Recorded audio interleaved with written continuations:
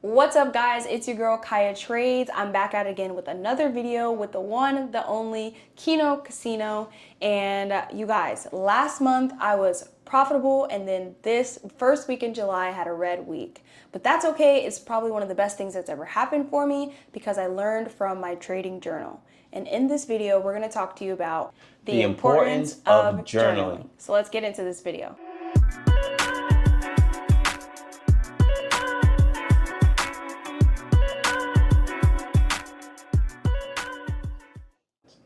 So I'm making this video here today with you guys because I want to be as transparent as I can with my wins, but also my losses, because as a trader, we lose. It's a part of the game. And a lot of times people will start trading and then just expect never to lose. And that is really bad for your psychology. So we're going to talk about our trading, how we've been journaling, what tools we use, and why it can be important for you to start journaling. Journaling is one of the most important things that you can do in your trading career because trading is just like a business, right? And so when we're using a business, we collect data over certain months, certain years, certain quarters of the year in order to collect data, see what works, see what doesn't, and change what needs to be changed in order to see growth, right? Facts. Can you talk to us a little bit about your experience with trading and journaling and how that's really kind of shaped you as a trader today? So journaling is what you never knew you needed. But when you do it, you'll see such a massive change. It's saying you're trying to lose weight and you don't know how much you weigh at the start of your journey, but you want to weigh a certain amount at the end of your journey. Let's just call it over a span of 6 months. In 6 months, you want to lose 20 pounds. But right now you weigh X amount, but you don't know how much that is. And you want to weigh this much at this point, but you don't know how much that is. So you're just on a roadmap with nothing on, and you don't have anything written down. You have no real goal, and you're not tracking anything. So when you get to the end of the 6 months, you don't know anything that happened. You don't know how much you ate. You didn't know your macros. You didn't know what workouts you did, what days you worked out, anything in that whole process from A to Z. You just at that Z point, just clueless, like what happened? Where do I go from here? Did I make progress? Did I not? Did I go up? Did I go down? How do I feel? So I compared trading your journal to tracking everything you do in trading. With your journal, you can get accountability from it. You can notice your patterns that are causing you to fail or the patterns that are causing you to be successful. But if you have no data to collect when those things happen, then again, you're just going to be going in blind, or you're going to be stuck at the same spot. Our goal as traders is to grow, and journaling can help us do that. So as far as trading goes, there are a certain amount of tools that you can use. I have started using my phone in my notes. Kino Casino, what are some other tools that we could potentially use as a trader to journal? I started writing them down. Writing it down is tedious. I even started using the Notes app in my phone, and then I used another free app which is on the computer, which is called Notion. That's a quick plug.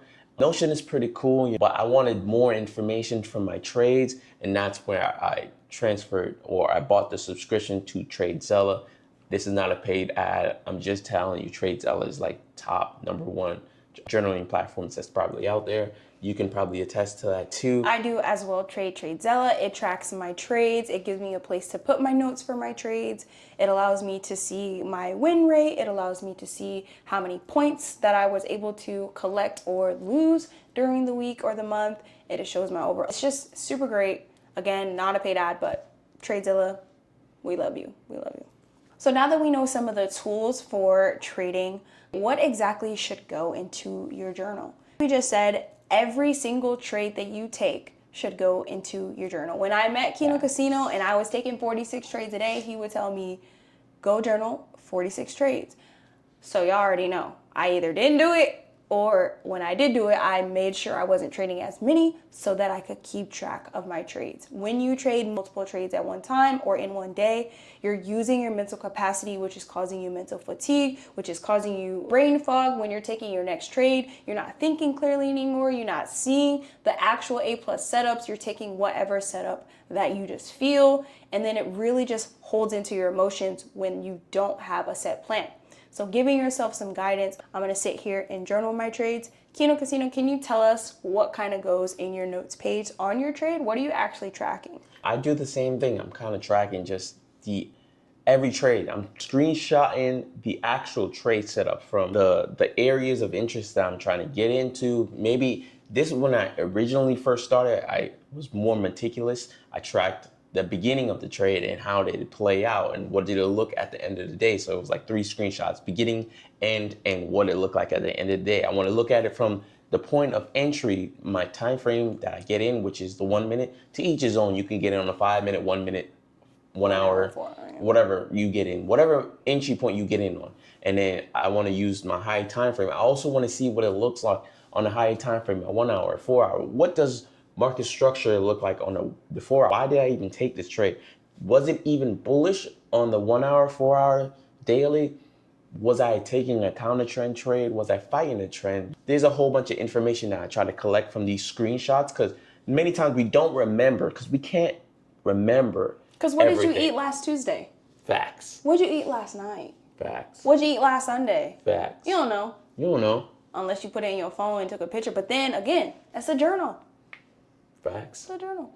Something he mentioned super amazing was when you took that trade. If you are a New York session trader, you're going to be trading from close to 9 to 9:30 to the end around 11, 2 o'clock. Mm-hmm.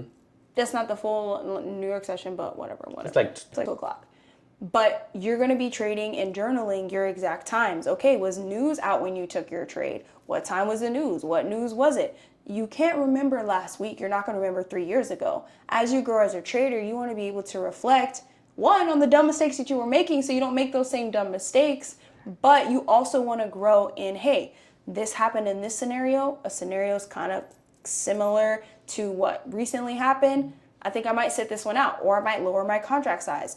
When I took this trade, I blew my account because I was risking too much at that time. I forgot to switch it from minis to micros.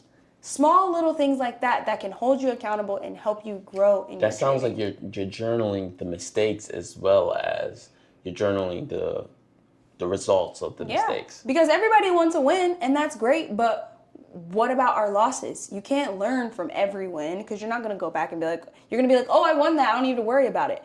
Okay, so then let's go to the ones that we lost and see, okay, no, probably shouldn't have taken it at this zone here. So the next time I see a zone that kind of presents like this, I might switch it up. So it's really just to help us identify our faults, but also keep that recognition of the good patterns that we did see to help us understand and know what we're coming to the market and looking for. I would say I agree 100% because there's a lot of information that we forget, especially when you take a win. It's so easy to forget to journal because you're like, I won today. What is there to talk about? Let's leave. There's nothing to journal. But even on your win days, you should journal. And most importantly, on your losing days, journal everything. You want to capture all of the feelings, all the emotions, everything you did wrong. Even if you woke up on the wrong side of the bed, you didn't get Today. 6, 7, 8 hours of sleep. You ate something bad last night. It made your stomach run this morning. Whatever. Journal it all. Capture it all. And then just come back to it 6 months, a year, 1 month, next week, last week, whatever. Same to Reflect. his point, trading is like a job, right? When you get ready to go to work, you have a routine. You go get your hair, you go do your hair, you go get your work clothes on, you get your cup of coffee, you get in the car and you go to work. Trading is the same. What's your routine right before you trade? What is that kind of looking like? Is it different every morning? Is your brain focused on multiple things before you start trading? It's just something that can help you kind of just see where you are as a person. If you want to level up, the best thing you can do is trade, because trading is going to teach you all about you. And the best way to learn about you is to write it down, review it, and see who you are and what you're doing. That brings me to our next point, which is how often you should review your trades. Me personally, if I'm having a losing streak like this week, I'll probably journal like every day. Not journal, review my journal. After I've journaled every day, I'll kind of review it, look over it, kind of backtest a little bit. Also, if you guys are interested in backtesting with me, I backtest on Saturdays. You can go ahead and click that link in the description. We can get live and talk about it and answer any questions you might have.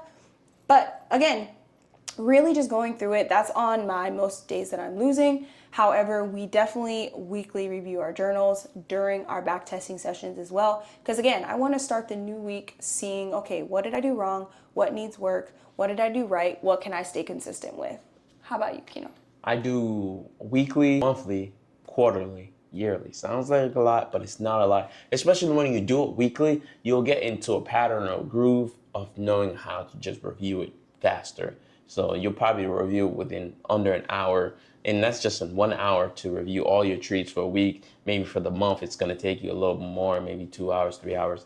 And then for the year, it's going to take you a little longer. But all this information is great to remember, to look back on. Because when you look back on something like a dumb day, some day that you blew your account, and you go back and you watch it and you read your journal and you look at, through the screenshots and you look at all the entries you took and all the oversized positions, here's what happens.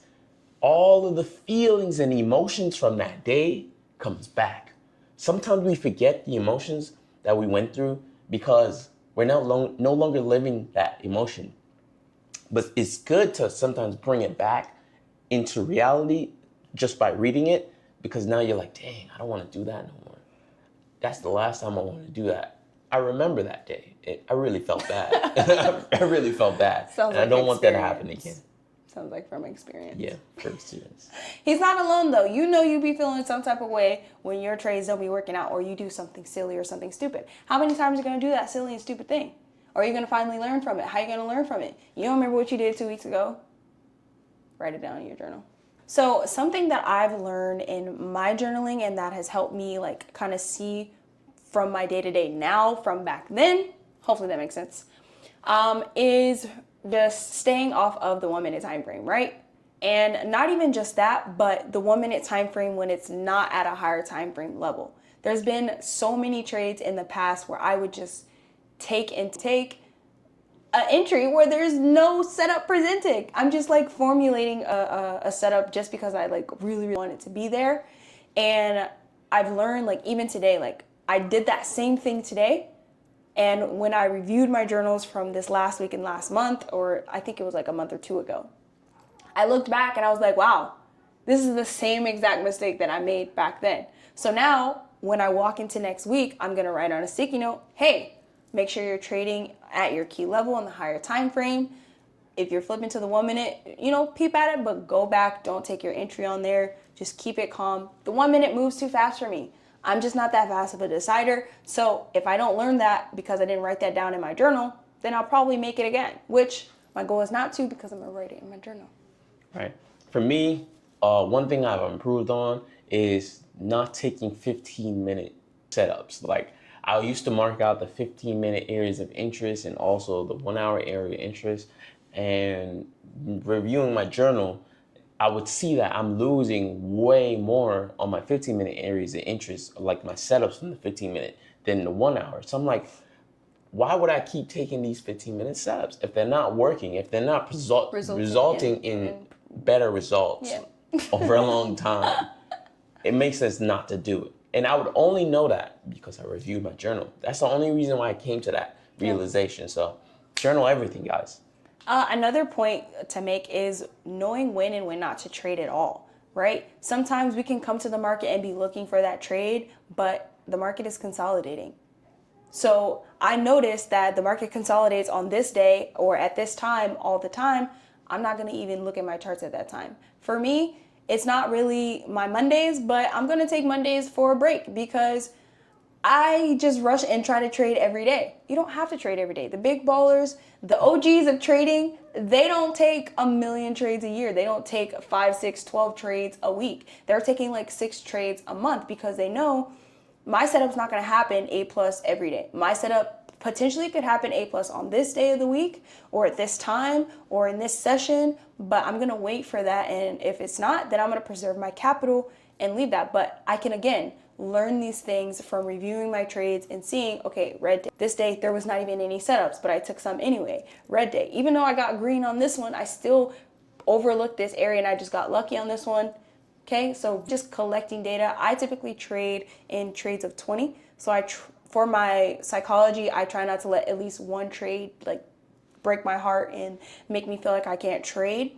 I take a batch of 20 trades, I go over them, each of them, and see if I was profitable out of the 20. If I am, I'm gonna take the good things from it and, keep utilizing my process and system. If I am not profitable, I'm going to review my journal, just like we've been talking about this whole time, and see what I need to fix. Was I completely following my journal? Was I trading with emotion? Did I have my morning routine? Did I just rush into trades? Did I experience FOMO? Was I angry before I came to the charts? Was I excited, super excited before I came to the charts and I was just ready to buy? Like, what are my natural patterns when I come to the charts and what can I eliminate? Okay, less is more when it comes to trading. So our goal is to eliminate the things that we don't need and focus on the things that we do need. You brought up a really good point that, every day can be a trading day. Just like for my journal, I learned that I would see my P&L for the month on TradeZella. And I would see like Monday, Tuesday, green, Wednesday, lose, Thursday, Friday. Let's say it's green. Out of every week, Wednesday would result in a loss.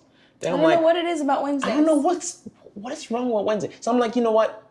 Let's just not trade Wednesdays because my results from my journal are telling me Wednesday is just not a good day.